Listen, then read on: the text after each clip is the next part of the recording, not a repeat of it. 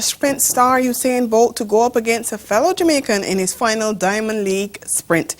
I'm Dawn Paris, and this is the Caribbean in 10 for July 20th, Thursday.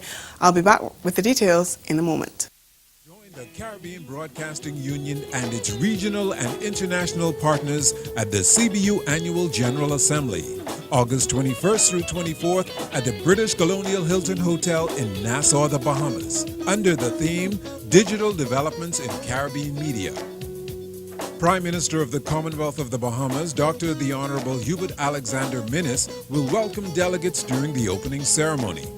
Guyana's Minister of Public Telecommunications, the Honorable Kathy Hughes, will offer a keynote address on digital developments in the region. See the launch of the UNESCO-sponsored Manual of Social Media Guidelines for Caribbean Journalists, with guest speaker Jamaica's Director of Public Prosecutions, Paula Llewellyn. And hear from international media players about the new developments in digital television standards in Europe, the US, and Japan. And this year's Caribbean Broadcasting Awards Gala at the Atlantis Resort Paradise Island is not to be missed.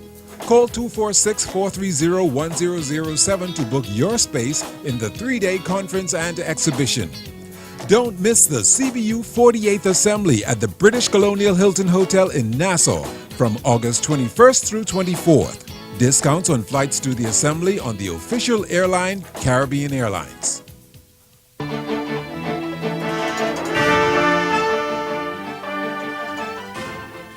Industrial action escalated in Barbados today as workers at the Public Transport Board downed tools. This follows action by workers at the Bridgetown port yesterday.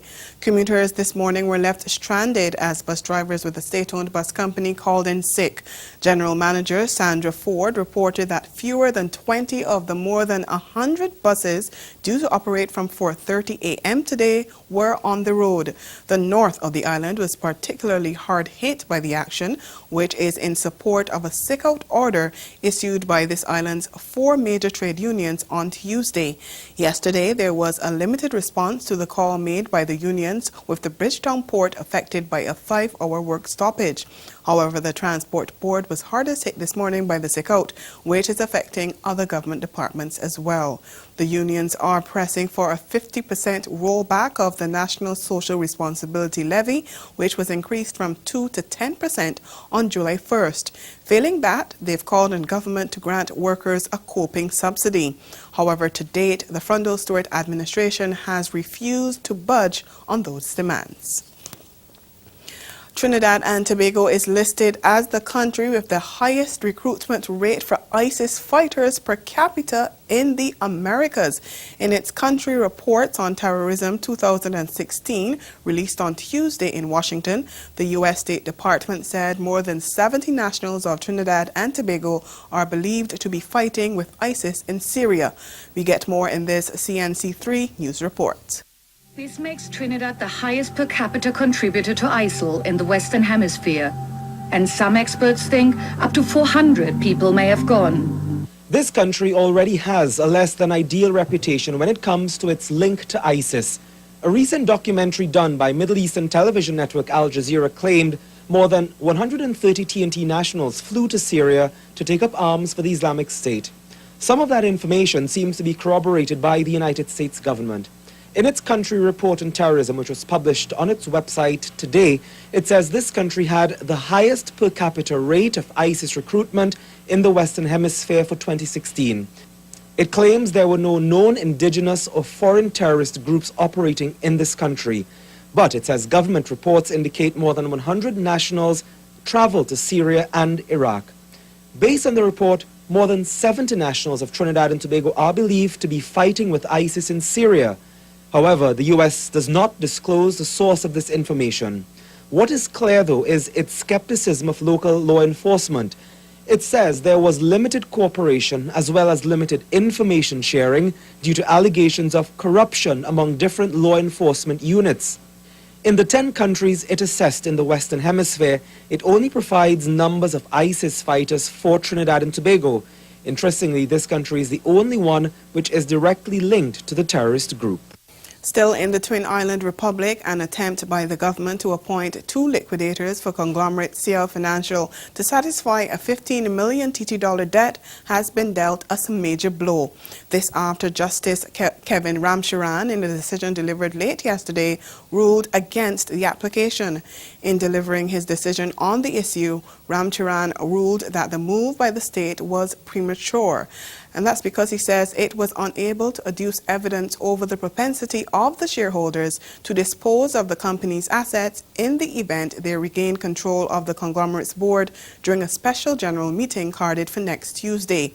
He also said that it was in the public's interest to have the conglomerate wound up to repay its debt to the government and other creditors. It also noted that shareholders have sought to undermine the conditions under which the government agreed to provide financial support to CLF and its subsidiaries by seeking to remove the government's directors on the board. The government's decision to file the application and the winding up petition were based on a move by the shareholders to regain control of the board. Stay with us, your Midday Sport is next. Smartphones. We can't live without them. We gotta have them to stay connected to our friends. But we found one group of teens using their cell phones to improve their community. My name is Andrew. I'm your leader for today, and we are going to do some literati. 0 litter. This isn't your parents' litter drive. So does anyone have a smartphone?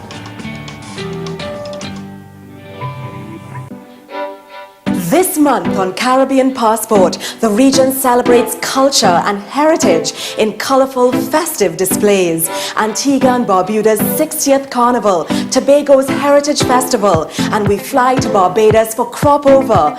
All this and more on this station.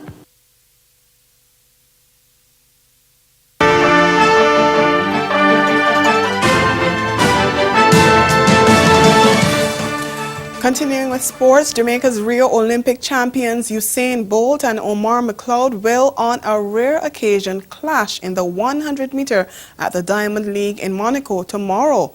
Bolt, who is the double world record holder for the 100 and 200 meters and the 3-time Olympic 100-meter champion, will match strides with McLeod, the 110 hurdles champion, the 60-meter world indoor champion, and the first athlete in history to run under 10 seconds for the 100-meter and below 13 seconds for the 110-meter hurdles.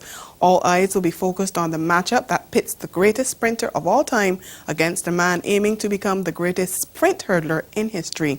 McLeod, who has dominated the 110-meter hurdles since last year, has the 4th fastest times in the world this season. Meantime, Bolt is confident he can brush off his early season malaise and shine at the final Diamond League meet of his career.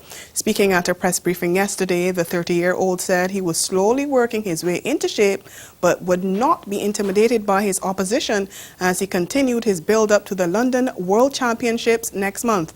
He'll sign off on his career at that championship in the 100 meters and 4x100 meter relay, but will not compete in the 200 meters. An outplayed Bermuda collapsed to a heavy defeat against host Canada in the 3rd match of the triangular ICC Americas Under-19s World Cup qualifier at the Maple Leaf Cricket Club in Canada yesterday. Set 230 to win, Bermuda crumbled to 88 all out in the 36th over to lose by 141 runs as man of the match Arslan Khan followed up his half-century with 3 cheap wickets. And that's the Caribbean in 10. Join us again at 6:30 this evening for Caribbean Newsline. Good afternoon.